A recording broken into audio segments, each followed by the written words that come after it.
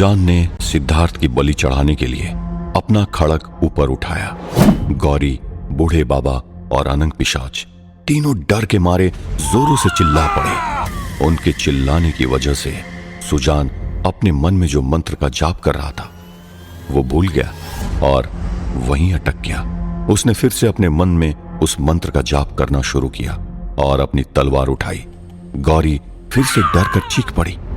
गौरी की चीख की आवाज से वो फिर से मंत्र भूल गया और बलि चढ़ाते चढ़ाते अटक गया। सिद्धार्थ डर के मारे आंख बंद करके कि अभी सर कटेगा सोचते हुए अपनी मौत का इंतजार करता रहा।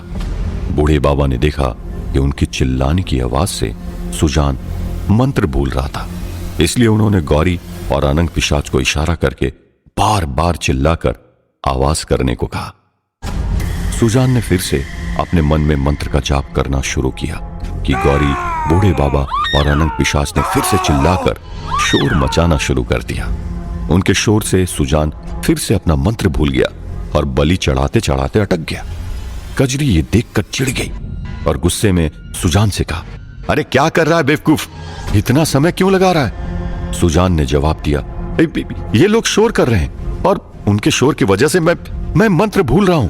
कजरी ने गुस्से में कहा, अरे मैंने क्या बेवकूफों की फौज जमा की है जो मेरे कहे बगैर एक काम भी मन से नहीं कर सकते। मुंह बांध दो इन सबका। कजरी का आदेश पाते ही उन लोगों ने गौरी, बूढ़े बाबा और अनंग पिशाच तीनों के मुंह पर कसकर पट्टी बांधी। कजरी ने सुजान से कहा, मुहूर्त खत्म होने के लिए अब कुछ ही समय बाकी है, अब बिना समय बर्बाद किए एक ही झटके में बलि चढ़ा दे। सुजान ने अपनी मां के सामने देखा और हां कहा और अब सुजान ने फिर से अपने मन में मंत्र जाप करना शुरू कर दिया। उसने फिर से खड़ग को ऊपर उठाया और उसी वक्त सिद्धार्थ के मन में एक योजना आई। उसने कहा, रुक जाइए, मुझे लघु शंका लगी है। सिद्धार्थ के ये कहते ही सुजान फिर से अटक गया। कजरी ने गुस्से में चिल्लाया, अब क्या हुआ, क्यों रुक गया तू?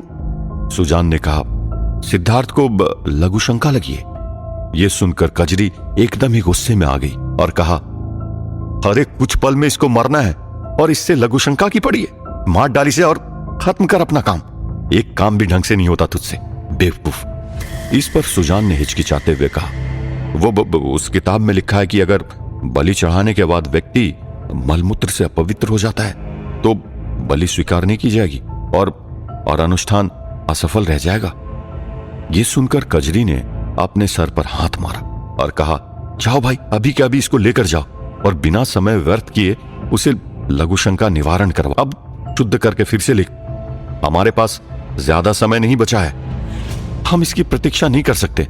हम सिद्धार्थ की बलि बाद में चढ़ाएंगे, सबसे पहले उस गौरी की बलि चढ़ाएंगे। सुजान सिद्धार्थ को उठाकर गुफा के उस दरवाजे से बाहर लघु शंका निवारण के लिए लेकर गया। तब तक दूसरे लोग गौरी को उठाकर बलि स्तंभ के पास लेकर आए। जैसे ही गौरी को बलि स्तंभ के पास लेकर आया गया, गौरी ने कहा, मुझे भी लघु शंका लगी है।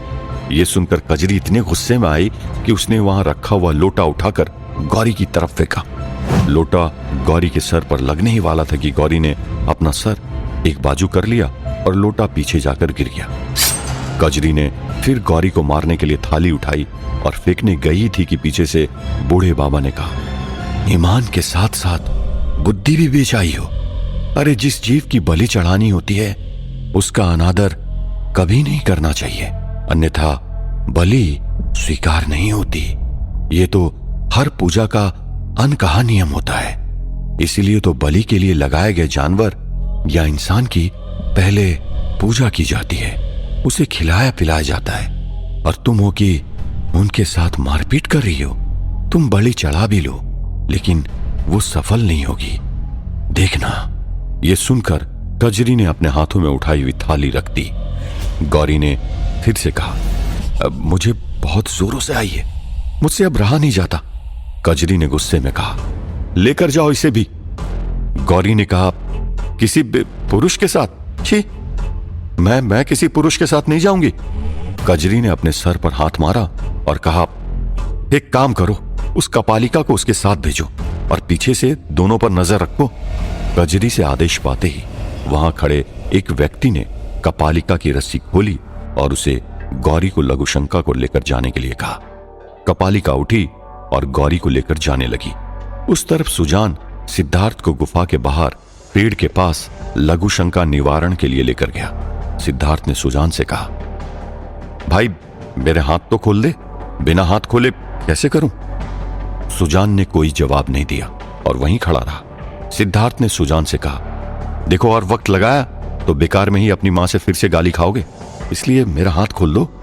सुजान ने न चाहते हुए भी सिद्धार्थ के हाथ खोलना शुरू किया और कहा, देखो कोई चालाकी मत करना।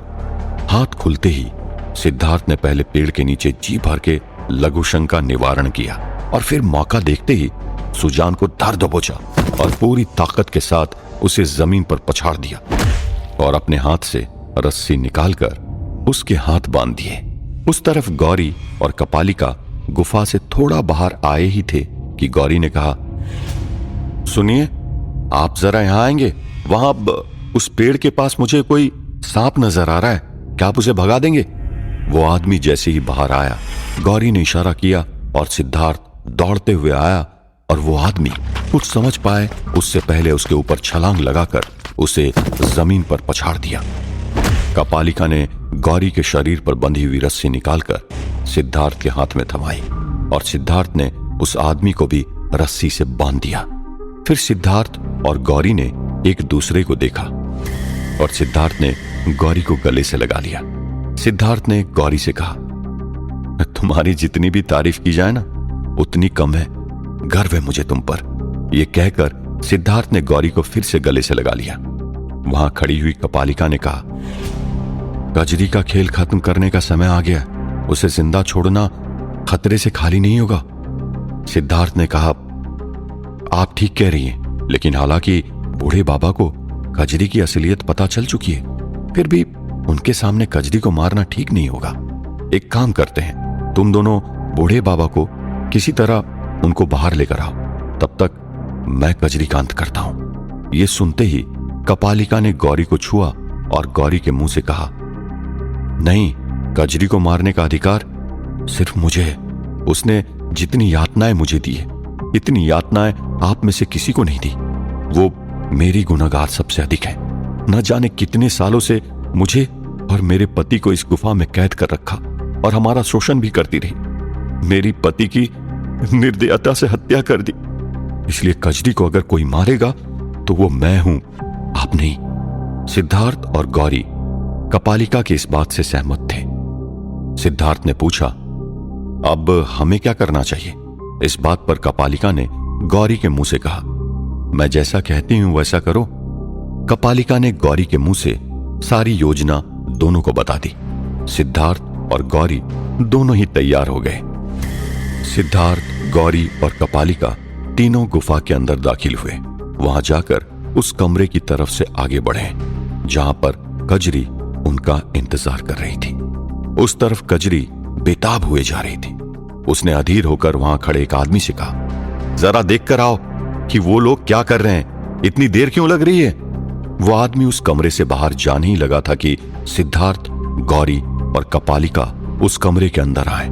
कजरी उन्हें सारे बंधनों से मुक्त देखकर चौंक गई।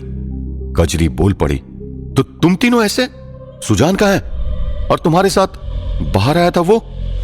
सिद्धार्थ ने कहा, मौका देखकर भाग गया। यह सुनकर कजरी के होश उड़ गए। उसने कहा, क्या क्या कहा तुमने? सिद्धार्थ ने कहा, सच कह रहा हूं, वो तो आपसे परेशान होकर कब से भागना चाहता था। उसे इन सब बातों पर विश्वास भी नहीं था, इसीलिए तो मुझे ना मारने के बहाने ढूंढ रहा था वो, कि मंत्र भूल गया वगैरह वगैरह। सच बात तो यह है कि वो आपसे छुटकारा चाहता था। दरअसल इतने साल आपके आगे पीछे आपका गुलाम बनकर थक चुका था वो। उसे आजादी चाहिए थी और मौका मिलते ही भाग गया वो। गौरी ने कहा, यही सच है, सिर्फ सुजान ही नहीं बल्कि आपके साथी भी आपसे कंटाल हो चुके हैं, इसलिए मेरे साथ बाहर आपने जिसको भेजा था ना, वो भी भाग गया। कजरी को इस बात से झटका लगा और वो वहीं बैठ गई। उसने कहा, अरे झूठ बोल रहे हो तुम लोग। गौरी ने कहा, झूठ क्यों बोलेंगे? देखिए, हमारी ये रस्सी भी उन्होंने ही खोली, क्योंकि अगर चाहकर भी हमने ही हमारी रस्सी खोली होती तो हम भाग जाते हैं और हमारी भागने की खबर आपको सुनाने वो आते। लेकिन देखो तो, भागे तो वो हैं और उनकी खबर देने हम यहां पर आए हैं। ये सुनकर कजरी का दिल बैठ गया और वो हैरान होकर बैठ गई। मेरा बेटा ऐसा नहीं कर सकता, वो मुझे छोड़कर ऐसे नहीं भाग सकता, मुझे धोखा नहीं दे सकता वो। ये सुनकर कपालिका ने गौरी के कंधे पर अपना हाथ रखा और गौरी के मुंह से कहा, इसे कर्म कहते हैं कजरी। आपने दोनों गुरुओं को धोखा दिया था तुमने, आज तुम्हारे अपने बेटे ने तुम्हें धोखा दे दिया, हिसाब बराबर हो गया। ये सुनते ही कजरी बौखला उठी और उसने अग्निकुंड में से जलती हुई लकड़ी निकाली और कपालिका को मारने के लिए ये बोलते हुए आगे बढ़ी, ये सब तुम्हारे कारण हो रहा है। तुमने जरूर कोई माया जाल बिछाकर मेरे बच्चे को भ्रमित किया होगा। मेरा बेटा, मेरा सुजान ऐसा कर ही नहीं सकता। ये कहकर वो कपालिका की ओर पहुंची ही थी कि कपालिका ने कजरी का हाथ पकड़ लिया और दोनों के बीच हाथापाई शुरू हो गई। कजरी को कपालिका के साथ हाथापाई करते हुए दिखकर वहां खड़े उसके साथी कजरी को बचाने दौड़े। सिद्धार्थ उसी वक्त बीच में आ गया और उन लोगों को कपालिका को मारने से रोकने लगा। सिद्धार्थ इतने सारे लोगों के साथ अकेला ही भिड़ गया। मौके का फायदा उठाकर गौरी ने जाकर बूढ़े बाबा और अनंग पिशाच की रस्सी खोल दी और अचानक किसी तरह अपने आप को छुड़वाकर सुजान वहां आ पहुंचा और कजरी को देखते हुए कहा, मां मैं यहां हूं। क्या कजरी अपना अनुष्ठान पूरा कर पाएगी? क्या कपालिका इतने वर्षों की यातना का और अपने पति की हत्या का प्रतिशोध ले पाएगी? क्या बूढ़े बाबा कपालिका को कजरी को मारने से रोकेंगे? जानने के लिए सुनते रहिए वीरानगढ़, ओनली ऑन पॉकेट FM।